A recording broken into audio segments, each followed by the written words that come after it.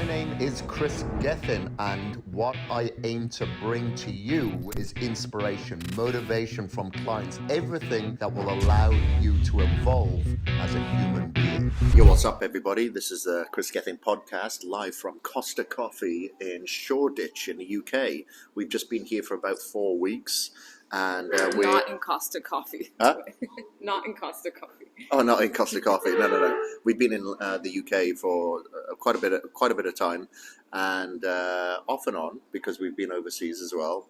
And now Sybil wanted to sit me down and ask me questions as part of the podcast, so I'm actually getting interviewed by my wife today.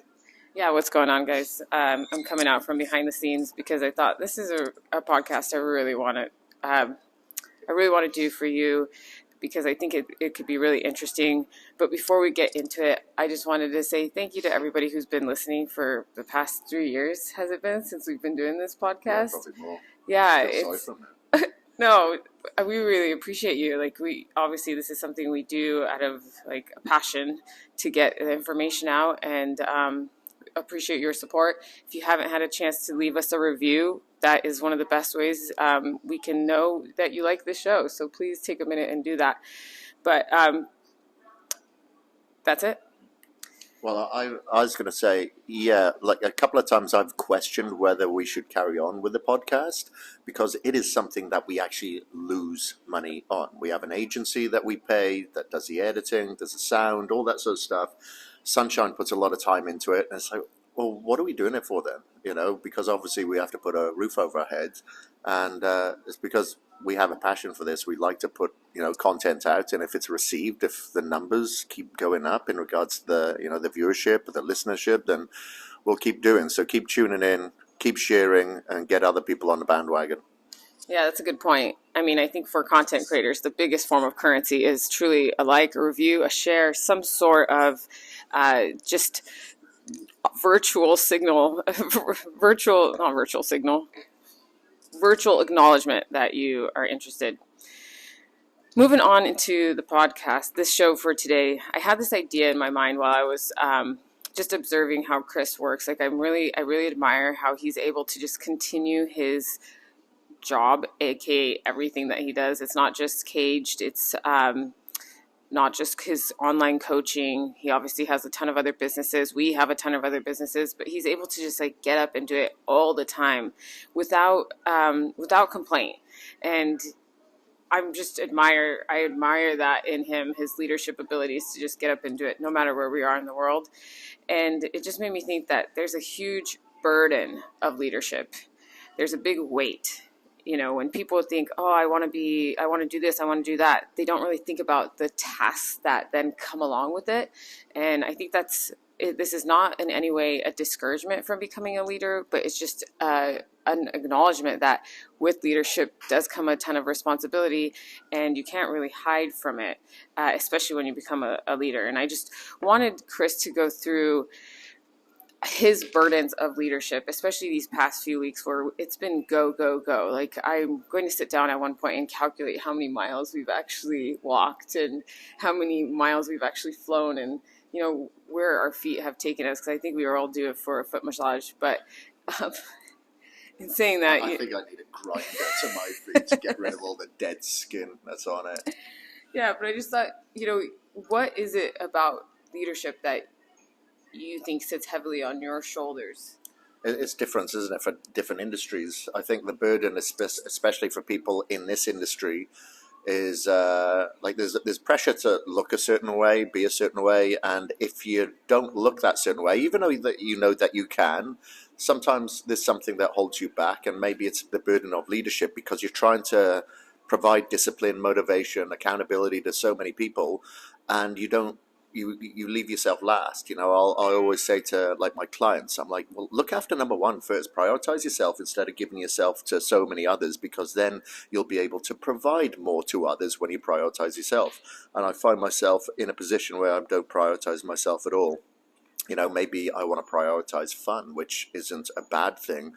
However, in a balance, in a way that it can turn out to be a bad thing. You know what I mean? So then you deal with the shame, you deal with the pain, the anguish, And it isn't always apparent because a lot of the time you don't share it. If you're one of those people that's more of an introvert, you don't share a lot of the stresses or the pain or the anxiety. You just bottle it up, and then you question, why am I fucking doing this, and whatnot. And so it's a constant battle every single day. You know, it's like some people have to battle with depression every single day. Some people have to battle, let's say if they were an alcoholic and then 15 years later they're still sober, but they're still battling it every day. So some people have to, battle that with leadership, especially in this industry, and especially with social media, where you have to look a certain way. Like, I think when I was a bodybuilder, it didn't matter because I'm like, hey, it's off season now. I need to pack on as much muscle as possible. So body fat goes up and it's normal. It's accepted. That's how people do. But now the industry has changed so much over the past 10 or 12 years. People are in shape all year round. And it puts a lot of pressure on people. And I'm one of those people that's kind of all or nothing. So sometimes I will go, what's a word? Because, psychologists will say soothing. And what's a word that I use? The opposite. It's the same as that, but it's not soothing. It's not sacrifice. God, I can't remember now. It'll come to me anyway. Yeah. But where you just push yourself further and further and further and further away from your goal.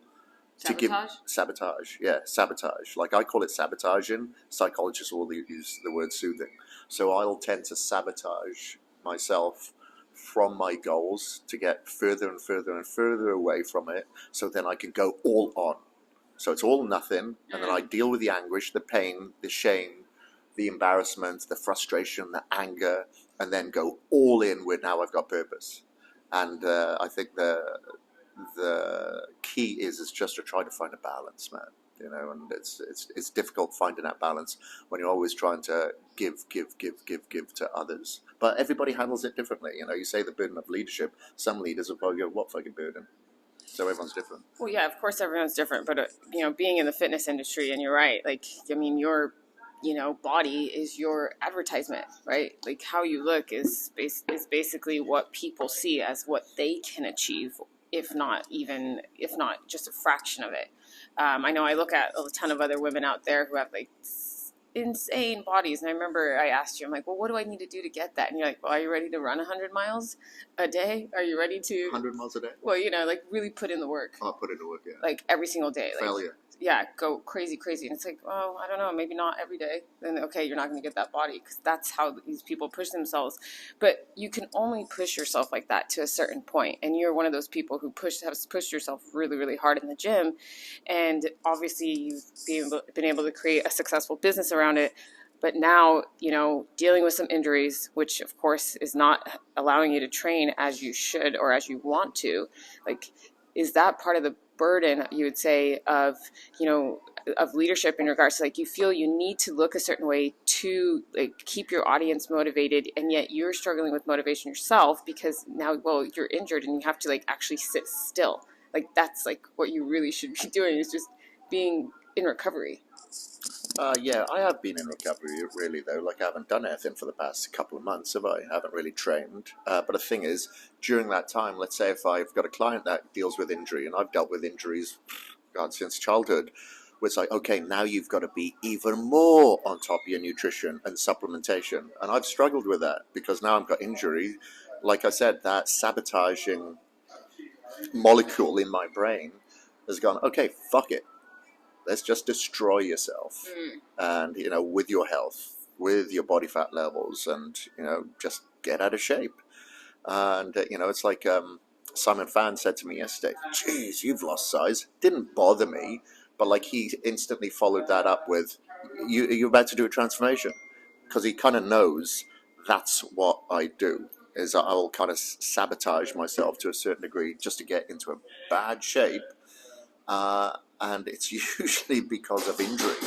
And it's not as if injury has prevented me from being in shape. It's just I use that as that starting point to unravel everything. It's kind of weird. I don't know why my brain works like that, but it does. Yeah, and sorry if you hear the grinding of the coffee right now. We're obviously in Costa. So. Hello. Call him in. Can you stop making coffees for a second while we do this podcast? But, it's funny we were talking about a podcast, this is another thing about like being a leader. If you're going to have a show, you actually have to like do a show. And sometimes you have to do it in a coffee shop. Sometimes you have to do it on a train, because that's kind of the thing. It's like you have to keep your work going no matter how you feel. And I think that's that's one of the things that I noticed, that you've been able to do really well, even though there is this stress that is surrounding all of that. Not only just like physically, mentally, everything else.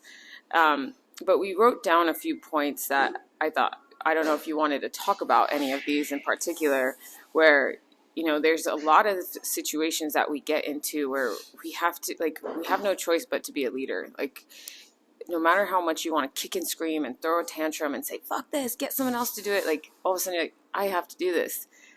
For example, when we got that flat tire on our way to the gym, which totally put a complete spanner in our day. Like, I took some photos because I was like, you know what? We don't ever take photos of these moments that aren't sexy. These moments where we're like, hands are on our head. Sorry. We're calling our dad and saying, what do we do? What do we do right now? Can you go us through that day and what was going on in your mind and how you're able to really come out of that as a leader? This is just a normal day-to-day thing, I think. This is, isn't it? We just had a flat. I went to change the flat, but unbeknownst to me, that there's no spare wheels now in the UK in these cars. I was speaking to Dad about it. I was like, what the hell is that all about? And apparently it's supposed to save on gas because now the car's lighter, saves on space, it's cheaper for the car manufacturers. I'm like, that is dumb. So that was the frustration more than the actual flat. It's like, there's no freaking spare. They just put a mousse in there. Like, I've used mousse when I was racing enduros. It'll fix a small hole, but it ain't going to fix a split. But anyway, I don't really know much to say about that. I feel that we've jumped quite a bit here. Oh, have we? Yeah, a little bit. Yeah. Well, let's go back then. Okay, but I don't know what to say about that, really. It's just like, okay, it is what it is. Good to wait for the AA. It's just frustrating that the AA would say, we'll be there by this time, and then they call an hour later, say, oh, it'll be 2 more hours. So just sit there and just piss in the arcade shaker bottle if you've got one. Not that I did that. You did. I didn't. I ran to the bloody pub, didn't I? That is true. Now, while we can't imagine drinking coffee loaded with toxic chemicals, we unknowingly use skincare products that could be having a negative effect on our health as well. So things such as parabens, phthalates, silicone, carcinogens can disrupt our endocrine system and have been known to cause various forms of cancer. So it's a murky world to navigate as it is. So why add skincare products to the list that can cause you harm? So make sure that you are checking each and every label to ensure that the words non-toxic are written all over it. And that's definitely what you're going to find with visual chemistry skin labels. And their skincare products are gluten-free, cruelty-free, all vegan, paraben-free, sulfate-free, silicone-free, talc-free, carcinogen-free, and they're eco-friendly. And I've been using this line for many, many years, and I often get, I get compliments to say that I look a lot younger than 47 years old. So I'm going to continue to use them. So your skin deserves the best, and shop for the products that I use by looking for the G stack on the Visual Chemistry Skin website. So that's exactly what I use every single day. The mask I'll use on a weekly basis, but everything else I use every day. So use the code GETHIN20, that's GETHIN 20, to save 20%. Well, I think the whole point of all this is that, like, there are so many times when you become a leader that you don't really want to be in that leadership position sometimes, and yet you have no choice. Yeah, because one of the things you've noticed every single day while we've been here traveling here at Romania or whatever, I'm still doing my check-ins with clients every single day. Mm-hmm. They send me via WhatsApp if they're a VIP Plus client. What they ate that day, what time, if they had any issues, were there any cheats, did they go to bed late, were they lacking in hydration, whatever. So I've got those check-ins every single day with clients, so you can't switch that off. And that's the hard thing being in this position. Yeah, get emails a day, whether that be from Healthcare Caged or whatever. But when you've got those check-ins with clients every single day, it doesn't matter if you've had a bad day, it doesn't matter if you're struggling for Wi-Fi or connection, you somehow have to make it. You somehow have to show up because you know your clients are actually relying on you. And you've been in a position of being a client. Like you want some security, you want some help. So that's the hard part, and that's a burden in itself because you can't switch that off. That message comes in, you need to respond. Right. So it's kind of like almost like be careful what you sign up for. Like, are you ready to really take this on? Yeah. Well, that's what we do. That's our job, isn't it? That's what we've signed up for. I don't want to be working in Clark's putting shoes on smelly feet. So, I see that like you either deal with the burden of that leadership or you deal with the burden of some type of failure. You don't have, the life that you want. You don't have the house that you want. You don't have you're not able to travel. I prefer to deal with the burden of my job, because you do take it for granted sometimes, but I have to keep thinking all the time. Can't take this for granted. This is a great job. This is something that gives you purpose. You enjoy it. It's the industry that you want to help people in. Yeah, I think that's a really good point, and it's something that we all can learn from, no matter like what industry we find ourselves in. Because I think one of the biggest aspects of what you're doing, not only in fitness, in your work life too, is the consistency aspect, is the showing up when you don't want to. It's being present when you don't want to, and just finding ways to overcome that feeling of like, I don't want to.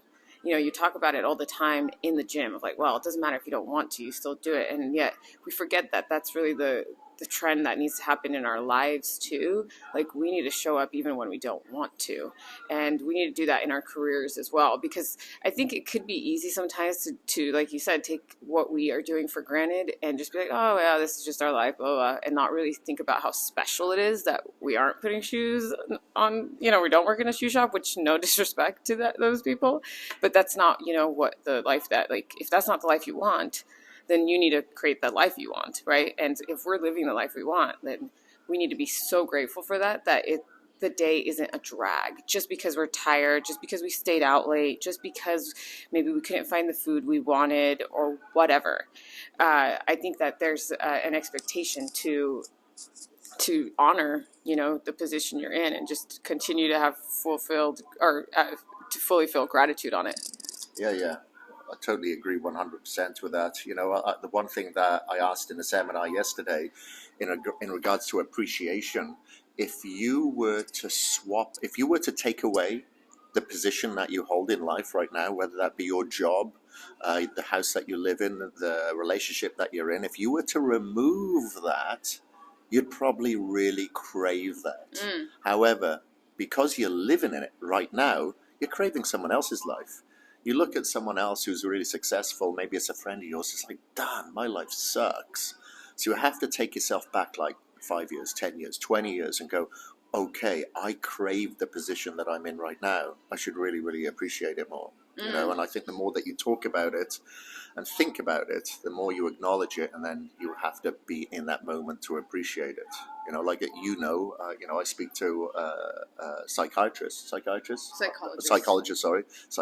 I'm not needing a psychiatrist and medication yet. Not yet. But psychologists on a weekly basis, and that really helps. Like, she's really, really, really, really good. But I think just talking about certain worries, certain stresses, whatever causes you stress, anxiety, whether it be superficial or subconscious, really helps you appreciate and be in a moment. And it's something that you have to work on, like I said, every single day. I read books to help myself pretty much every single day. A lot of the time I'd like to pick up an autobiography, but I'm like, okay, this is a part in my life that I have to put the autobiography down, and I have to work on some, self-help and work on that. We all go through ebbs and flows in our life. So you have to go through the different types of ebbs and flows of the books or the education or the people that you talk to help you get out of those holes in life. You bring up a really good point, because, part of being a leader is the fact that you need mentorship as well. And I think that's something that can easily be overlooked, that, yeah, and not just like a business coach, but like a mind coach, somebody to help kind of unravel like the mental knots we form in our minds that just need to get smoothed out every once in a while, just like getting a massage. We need to like release that tension that's built up in our mind to help us think straight. And the fact that like you are seeing a therapist is good, because it's something that like most men don't do because of some unfortunate stigma that's in our society. But as a leader, you need somebody to help you that's outside of your social circle, that's not your wife or your partner or your mother or anybody like that, that has like a complete degree of separation or a few degrees of separation from you. And then on top of that, like you talk about, like you read books, you listen to podcasts, you're constantly filling your mind with something that can help continue to fill your cup. Because while you're sitting there helping other people's cup get filled, you need to fill yours. And I mean, besides that, like what other things do you do to help literally like strengthen yourself as a leader, so that when you do feel the weight of leadership, you have these strategies and these tools to fall back upon? The one thing is that I'm a psychologist and psychiatrist for other men out there that do the hip thrusts in the gym, because I see them doing it in gyms, mostly in Boise, not around the world. And I'm like, you need help. Why are you doing hip thrusts? You're a man. But no, I digress. I think the main thing for me is training. The weight training has always been therapy for me. I've never, when I was competing in bodybuilding, even though I did well as a natural bodybuilder, I never enjoyed being on stage. I never enjoyed removing the hair, the tanning, and like the carb depletion, the water manipulation, all that shit. I hated that. I used to get very nervous before I went on stage, and that would always fuck up my condition because my body would just flood with water subcutaneously because of the nervousness. But the training has always been very therapeutic for me, and that's helped me be much better in what I do in life. I handle my anger issues a lot better, my temper. I used to have a horrendous temper. And I think training just is a big part of that. So if I'm facing any sort of adversity, within business or in life, I'm able to handle it a lot better. I need to continue working on it because I'm not anywhere near perfect. But that's a big part of it. So I think, when I do get injured, that's why in the past I've gone to Ironman, because I'm like, freaking hell, I can't train now. I've torn my shoulder. I'll do Ironman. I need to do something, some sort of physical activity and output.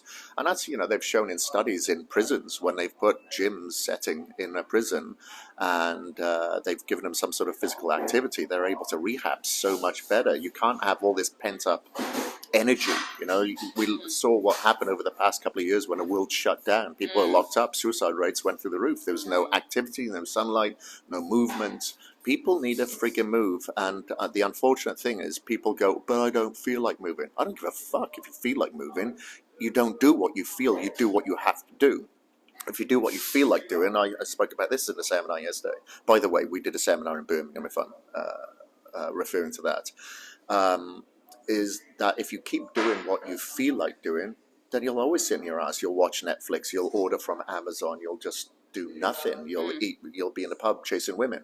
You have to do what is needed to do, what you need to do. Life is not supposed to be comfort, comfort, comfort, comfort. However, we've created this comfortable world, and because of it, we're losing our purpose, our leadership on ourselves, and being a man, or being a female, or whatever.